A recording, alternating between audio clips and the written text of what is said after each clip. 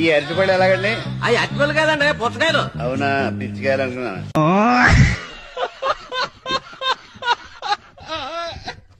ఏం sir bus కోసమా? కాదురా, ట్రైన్ కోసం.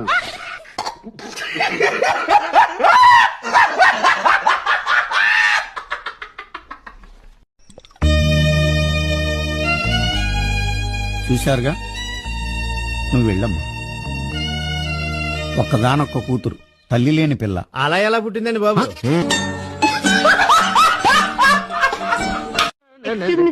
ఏం కావాలి? 2 పాల డబ్బాలు కావాలి. 2 పాల డబ్బాలు కావాలా? ఎవరికి? మా పాపకి.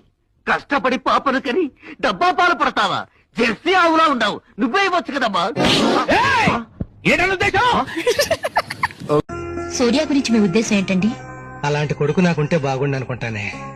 ఇందాక తాగుబోతు దేవదాస్ గారికి ఎంత బాగా బుద్ధి చెప్పాడు. అలాంటి మంచివాడు మన ఇంటి అల్లుడు.